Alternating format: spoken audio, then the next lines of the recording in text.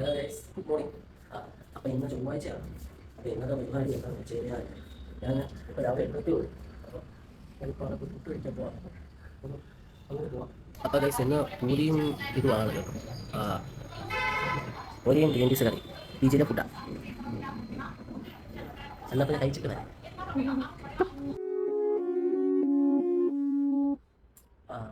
അപ്പോൾ ഗൈസ്, ഇപ്പോൾ ഫുഡ് കഴിച്ചു. ഇനി നമ്മൾ അടുത്ത പണിയെന്ന് വെച്ച് കഴിഞ്ഞാൽ വർക്ക് ചെയ്യണം. ഇനിയിപ്പോൾ 10:15 വരെ സമയമുണ്ട്. അപ്പോൾ ആ സമയം കൊണ്ട് ഇൻറ്റേൺഷിപ്പിനെ കുറച്ച് കാര്യങ്ങൾ ചെയ്യാം. ഞാനിപ്പോൾ 2 ഇൻറ്റേൺഷിപ്പ് ചെയ്യുമ്പോൾ ഞാൻ എല്ലാം അങ്ങനെ കൃത്യം ഷെഡ്യൂൾ ചെയ്താണ് ഞാൻ എല്ലാം കാര്യങ്ങൾ പോകുന്നത്. അപ്പം അതിപ്പോൾ ചെയ്യാൻ പോവാണ്. ഓക്കെ, അപ്പോൾ അതിലിപ്പോൾ ആണെങ്കിൽ ഇപ്പോൾ ഒരെണ്ണത്തിനാണ് ഇപ്പോൾ ഒരു റീഡിസൈനിങ് വന്നിട്ടുണ്ട്, ഒരു പോസ്റ്റർ ചെയ്തത്. അപ്പോൾ അത് ഞങ്ങൾ കാണിക്കാം. അപ്പോൾ ഗൈസ്, ഇന്നലെ ചെയ്തൊരു പോസ്റ്റർ വർക്ക് ഉണ്ടായിരുന്നു. അപ്പോൾ അതിൻ്റെ ഒരു ചെറിയ റീവർക്ക് കൂടെ ചെയ്യാനായിട്ടുണ്ട്. അപ്പം അതൊരു ഞാൻ താഴെയായിട്ടാണ് ലോഗോ വെച്ചിട്ടുള്ളത്. അപ്പം അത് വെച്ച് ഈ ലോഗോ താഴെ വെച്ചത്. പിന്നെ അതുപോലെ ഈ ടെക്സ്റ്റ് ഒന്ന് കുറച്ചുകൂടെ കാണുന്ന രീതിയിലോട്ടാക്കണം. അപ്പോൾ അങ്ങനത്തെ കുറച്ച് പരിപാടികളൊക്കെ ഉണ്ട്. എങ്ങനെ ചെയ്തു നമ്മൾ നോക്കിയിട്ട് വരാം. ഓക്കെ, അതിൻ്റെ ഒരു ഫൈനൽ ഔട്ട്പുട്ട് ഞാനിപ്പോൾ കാണിക്കാം എങ്ങനെയായിരിക്കും എന്നുള്ളത്. ഓക്കെ,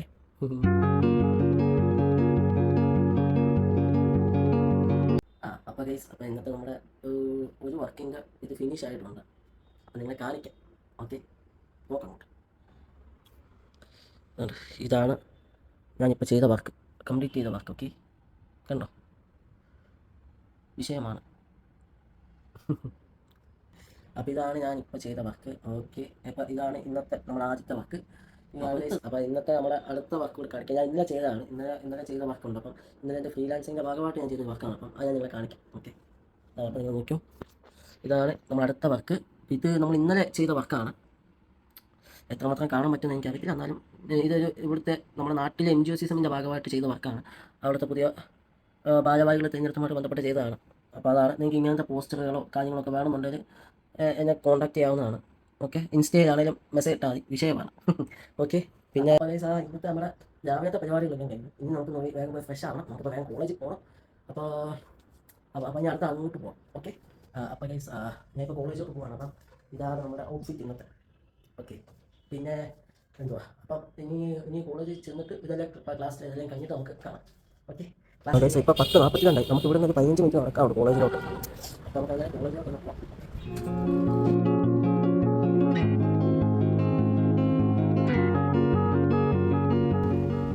അപ്പോൾ ഇന്നത്തെ ക്ലാസ് കഴിഞ്ഞു. അപ്പോൾ നമ്മളിപ്പം PGയിലോട്ട് പോവാം. അപ്പോൾ PG ചെന്നിട്ട് കാണാം.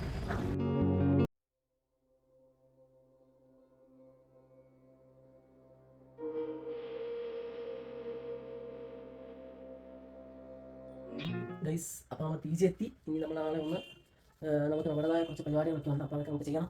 ആദ്യം ഫുഡ് കഴിക്കണം എന്തെങ്കിലും. അപ്പോൾ ഗൈസ്, ഇന്ന് നമ്മൾ ഒന്ന് കുളിച്ചു. വന്നു കഴിഞ്ഞിട്ട് നമ്മൾ ഒന്ന് കുളിച്ച് ഒന്ന് ഫ്രഷായി. അത് കഴിഞ്ഞിട്ട് നമ്മൾ തന്നെ ഇപ്പോൾ ഫുഡ് കഴിക്കാൻ പോകാൻ. ഓക്കെ, ഇന്നത്തെ ഫുഡെന്ന് വെച്ച് കഴിഞ്ഞാൽ ഇത് മറ്റേ നമ്മുടെ കടല വറുത്തതും പിന്നെ അതുപോലെ തന്നെ പഴം പിന്നെ ചായ, അതാണ് ഇന്നത്തേത്. ഓക്കെ, അപ്പോൾ ഞാൻ ഇന്ന് കഴിച്ചിട്ട് ഉച്ചക്കത്തെ ലഞ്ച് കഴിച്ചിട്ട് വരാം.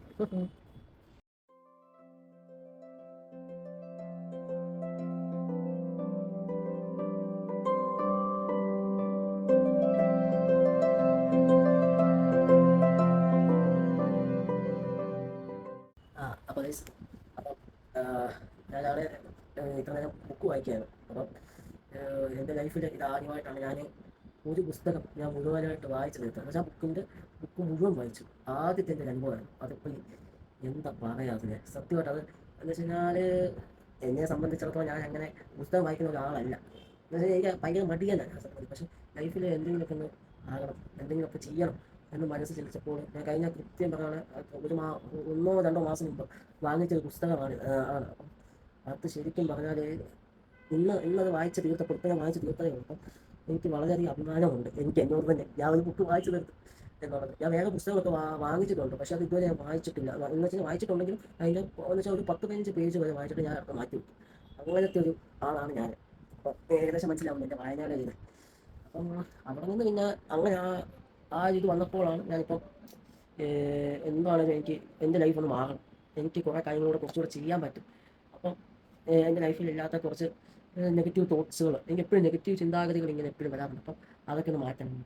അങ്ങനെയൊക്കെ ചിന്തിച്ചാണ് ഞാനിപ്പം ഇങ്ങനെ എന്താ പറയാം, ഇങ്ങനെ പുസ്തകം വായിക്കണം, കുറച്ചുകൂടി അറിവ് കിട്ടണം എന്നൊക്കെയുള്ള ചിന്തയിലൂടെ ഇച്ചിരി സമാധാനത്തോടെ കുറച്ചാൽ ഇരിക്കാനും അങ്ങനെ തുടങ്ങിയതാണ് ഈ പുസ്തകം വായന. അപ്പം എനിക്കിപ്പോൾ സത്യം പറഞ്ഞാൽ എനിക്ക് എന്നോട് തന്നെ ഒരു അഭിമാനം തോന്നുന്നുണ്ട്.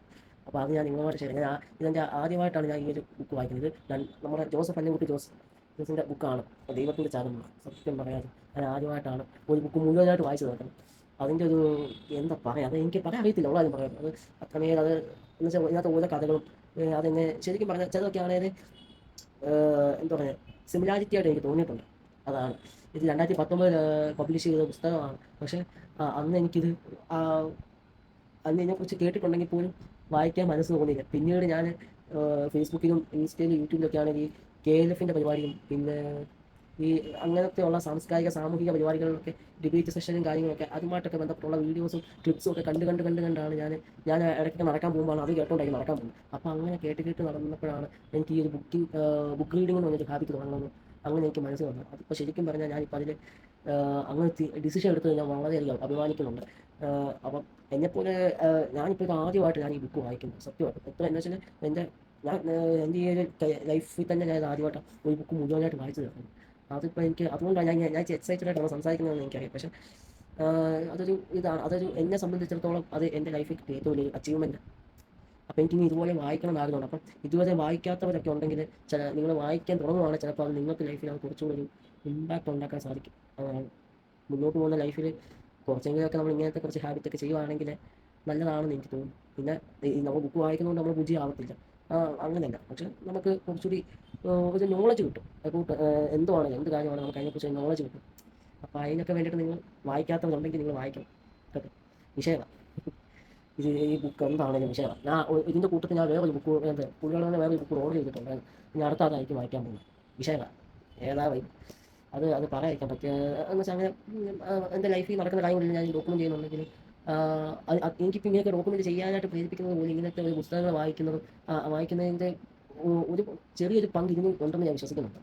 അതുകൊണ്ടാണ് ഞാൻ ഇങ്ങനെ ഒരു വീഡിയോ ആയിട്ട് പറയാനായിട്ട് കാര്യം. അപ്പോൾ ഗൈസ്, നിങ്ങളിപ്പോൾ കണ്ട വീഡിയോ ആണ് ചൊവ്വാഴ്ച എടുത്ത വീഡിയോ ആണ്. അപ്പോൾ ഇന്ന് ശനിയാഴ്ചയാണ്, നാളെയാണ് ഞായറാഴ്ച. നാളെയാണ് വീഡിയോ വരുന്നത്. നാളെ എന്ന് പറയുമ്പോൾ നിങ്ങൾക്ക് ഇന്നായിരിക്കും. ഓക്കെ, അപ്പം ഞാൻ ഔട്ട്രോ എടുക്കാൻ വിട്ടുപോയി. അതാണ് ഞാൻ ഇപ്പം ഇങ്ങനെ വന്നത്. അപ്പം നിങ്ങൾക്ക് വീഡിയോ ഇഷ്ടപ്പെട്ട് കഴിഞ്ഞാൽ ലൈക്ക് ചെയ്യണം, ഷെയർ ചെയ്യണം, സബ്സ്ക്രൈബ് ചെയ്യണം.